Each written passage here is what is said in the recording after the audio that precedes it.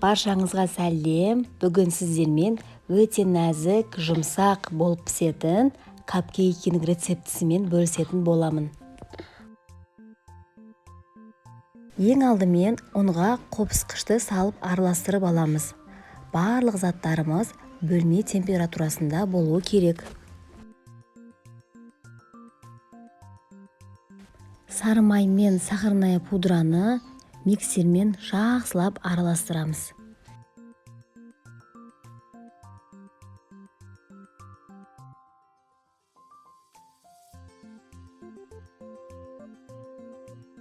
Толық араласқанша 5-6 минут миксерлейміз.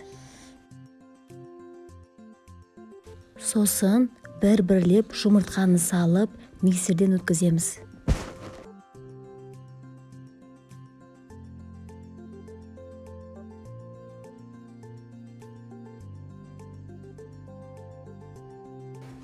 ұн мен сүтті кезек-кезектен аз-аздан салып миксермен араластырамыз.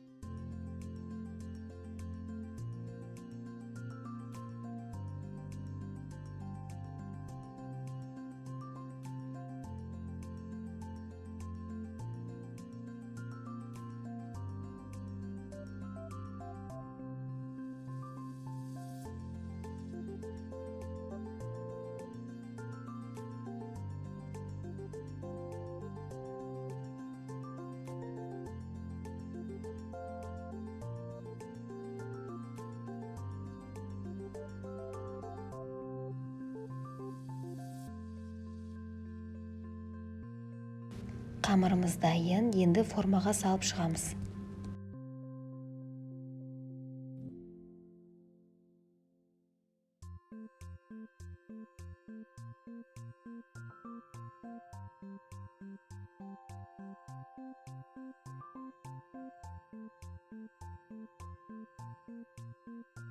Енді қызып тұрған духовкада 175 градуста 20-25 минутта пісіріп аламыз.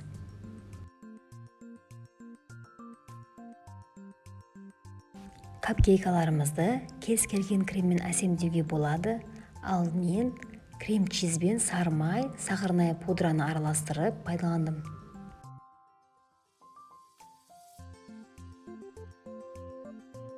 Капкейкаларымыз дайын, өте нәзік, жұмсақ болып шықты. Назарларыңызға рахмет. Видеоны соңына дейін көрсеңіздер, лайк басып, комментарий қалдырды. Және жаңа видеоларды өткізіп алмау үшін подписаться етуді ұмытпаңыздар.